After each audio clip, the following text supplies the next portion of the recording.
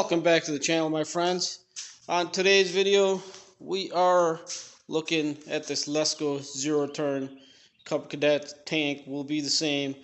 So the issue I seem to be having is the left side steering on this seems to be way slower than the right side. Almost seems like the hydro is going bad on this side, either the pump or the motor itself. That's what it feels like.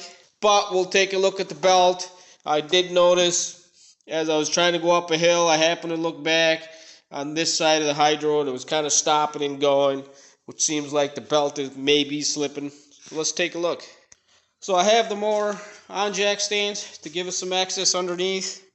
So looking at underneath the mower here, you're going to have two belts. This is the PTO belt that drives the deck. So that's a deck drive belt. The one we're looking to change is going to be up top here. You can see how loose this is. This is probably the original, maybe. So yeah, that belt has stretched and it's slipping under load. There's also a tensioner on this belt on the other end here, and that's barely not even keeping any tension on the belt itself. So that is our issue with it being sluggish, making some squealing noises, not just having much power to take off. So again, that's the belt we're going to be changing, and we will change this idler pulley at the same time. That bearing seems to be making a little noise also. So to change this belt should be simple enough. We will obviously have to remove the bottom belt here from the deck, from the front, and that should give us enough slack to slide this up and over the pulleys. And I don't think we'll need to remove the clutch assembly here. We should be able to just remove this strut or what have you want to call it. That just holds the clutch from spinning around.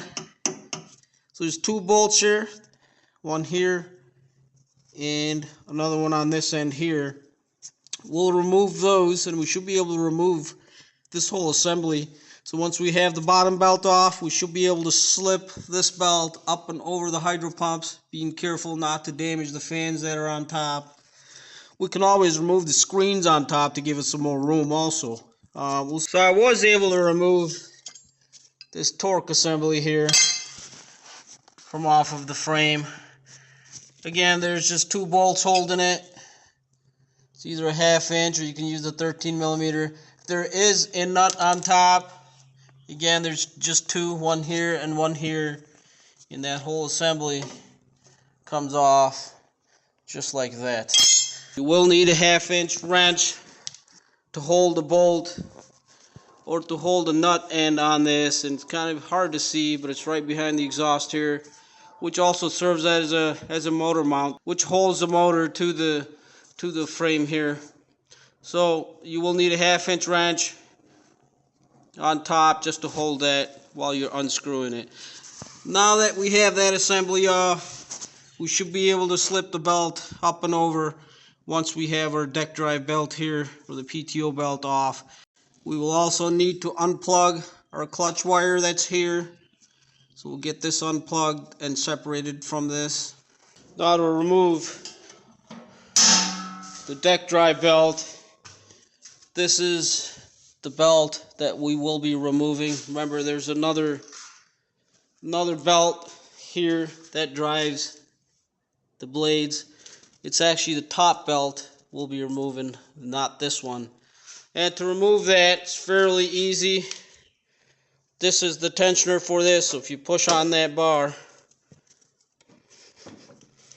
that relieves tension from this belt here. As you can see the tensioner here, and we should be able to pull this belt. I will need two hands for this, obviously. We'll get that belt off of this pulley and pull the belt back. So here I have the main belt off of this pulley. You can just pull on this tensioner like so. It's under spring tension, and give the belt enough slack to pull it off the pulley. With that belt off of the pulley in the front, you should be able to just slip that belt off and we can set it aside. Now it's a good time to change this if that's what you're doing. That's simple enough since you have it off. In my case, I'm leaving that alone and we're going after the main drive belt, or the hydro drive belt here. Now to remove that, there is a tensioner on this. Just a 3/8 ratchet with an extension. There's a square hole right in this tensioner bar here. Yeah, you can pull it like so and slip the belt off of all the pulleys. Another thing that will also help removing the belt from the hydro pump is removing these screens. There's only two 10mm bolts on there, and the screen will come off, and that'll give us enough room for the belt to slip up and over the center nut on the pulleys. Those screens removed, and now you can see the belt. You just pick that up and over, and we should be able to remove the belt completely. I will also be replacing this tensioner pulley since this bearing seems to have a little bit of a noise. So I went ahead and removed the spring, and we'll remove the center nut here. This is 1 inch. You can hold this here, and up top right here we have an 11/16 nut that needs to come off, and we'll remove that complete arm from the mower. We have the tension arm assembly removed, wiped down off of the mower. To remove the pulley, there is a 9/16 bolt here right in the center. We'll get that removed and install our new pulley here. Again, I did have some bearing noise issue with this, so it's a good time to get that replaced. So we'll get our new pulley on. So we replaced our pulley with the new pulley. You want to spin it, make sure it's not binding up and there's no noises. We got it all cleaned up. We'll go ahead and get this back in the mower. So I was able to get the new belt on the pry bar and rotating the motor. And I just used a 5/8 wrench on the pulley and a screwdriver to hold the belt, and spinning the motor, I was able to get it on. So we have the new idler arm, and the spring back in. Again, using the ratchet here to hold it against the belt and putting the spring back in on both ends. Now that we have that together, we can go ahead and put our deck belt on, or the deck drive belt on. And obviously we'll need to install it in the front on the deck also, and we can get our torque piece back on here on the end that holds the clutch. Now, not a bad idea to spin your clutch. I can feel a little bit of a roughness in this. Maybe next time we'll go ahead and change the clutch. Looks like the bearing's a little dried up. It's not super bad, so we'll let it go for now. We will do a separate video on that once we change that. So let's go ahead and get this buttoned up, install this piece back on. Again, you want to plug your clutch in back here, right in the same position that it was. You can spin the clutch around to where it was and install everything back together. So let's get that done. Have everything buttoned up at the bottom here. Our electrical for the clutch is plugged back in. We were able to get these bolts back in. Remember, they're 1/2 inch. They go right through the motor mount. So we have our belt back on our drive pulley here for the deck, and a lever engaged. You do want to make sure the belt stayed on the back pulley on the motor. The only other step we got left to complete is put the screens back onto these pump motors.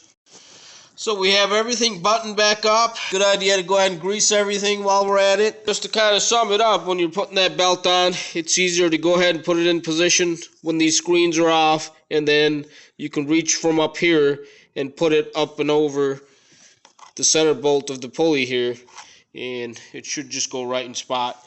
Now that we have everything buttoned up, we can go ahead and get the motor off the jack stands and test everything. So I was able to test it. Everything works great. So now it's fully responsive, no more lag.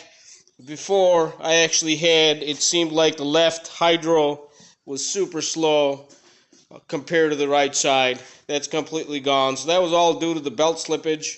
That absolutely solved all that issue there. So it's very responsive now. And obviously my noise that I had from that idler is also gone. Seems to run nice and smooth. Eventually I will be changing that clutch. Like I said, it seems a little dry, a little rough. At this time, it's not a big issue. It's not making any kinds of noise or anything like that. Another thing I will be doing on this is changing the hydro filter, and we'll put some additives for the hydro fluid also. So that'll be coming up. Stay tuned for that. Hopefully this video has helped someone out. Now, it's very important on these Lescos. They're kind of hard to find manuals for and the correct belts and all that. Again, tanks are the same, but still, it's hard to figure out what is what. Originally, I had gotten this belt thinking it was a 47.3, I believe, for the hydro drives. Ends up being it's a 50-inch or a 51-inch. So it's very important. Luckily, I had the old belt to measure, and I went by that, and the 50-inch seems to work great. So hopefully this video has helped someone out. If you got any questions, comments, please let me know. Thank you for watching.